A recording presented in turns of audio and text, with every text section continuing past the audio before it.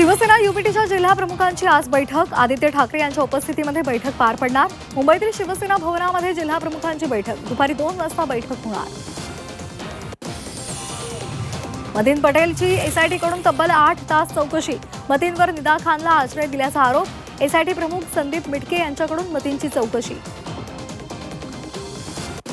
जळगाव विधान परिषदेच्या जागेवरून महायुतीमध्ये जुंपली। जागा न मिळाल्यास शिवसेनेची मैत्रीपूर्ण लढतीची तयारी। मंत्री आणि आमदारांच्या बैठकीत एकमत। इंधन दरवाढीचा शालेय विद्यार्थ्यांना फटका। बस भाड्यात मोठी वाढ होण्याचे संकेत। तर 3 दिवसच शाळा भरवण्याची अजब मागणी करत school and company bus owner असोसिएशनचं सरकारला पत्र।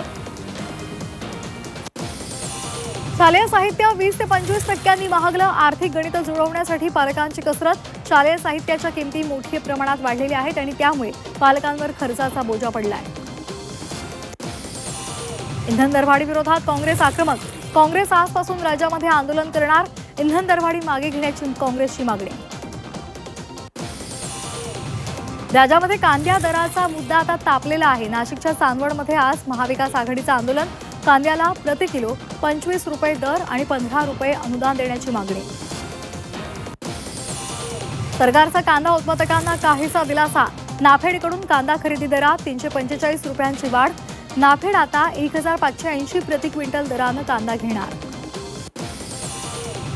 उत्तर महाराष्ट्रामध्ये पाणी टंचाईच्या झळा।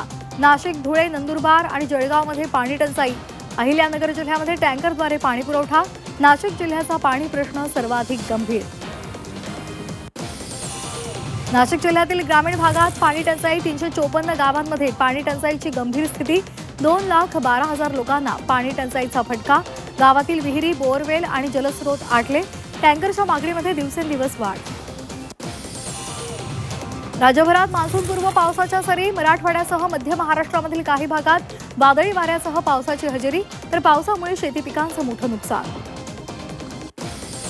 मान्सून संदर्भात आनंद वार्ता। वीकेंडला मान्सून केरळमध्ये दाखल होण्याचा अंदाज। तर जूनच्या दुसऱ्या आठवड्यामध्ये मोसमी वारे आणि तळ कोकणामध्ये प्रवेश करणार। हिंगोली जिल्ह्यामध्ये मान्सूनपूर्व पावसाची हजेरी। हिंगोलीसह सेनगाव, औंढा नागनाथमध्ये पाऊस। कळमनुरी तालुक्यातही पावसाच्या सरी। उकाड्यानं हैराण नागरिकांना दिलासा।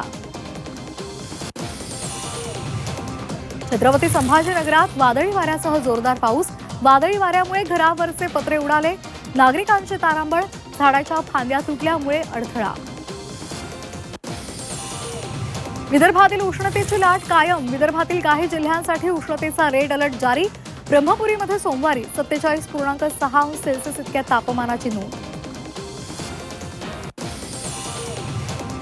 वाढलेलं तापमान आणि इंधन दरवाढीमुळे भाजीपाल्याला महागाईचे चटके। पालक जुडी आणि शेपू जुडी 40 रुपयांवर। फरसबीनं गाठला 200 रुपयांचा टप्पा। चांगला पाऊस पडेपर्यंत दर चढीच राहणार। पश्चिम रेल्वेकडून अतिक्रमणाविरोधात कारवाई। गोरेगाव मालाड हार्बर मार्गासाठी कारवाईमध्ये 26 पक्की बांधकामं जमीनदोस्त। 1,500 चौरस मीटर जागेवर अतिक्रमण।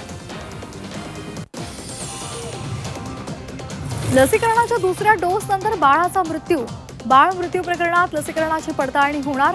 आरोग्य विभागाकडून लसीकरणाची पडताळणी केली जाणार। खबरदारी म्हणून संबंधित लसीचा वापर तात्पुरता बंद।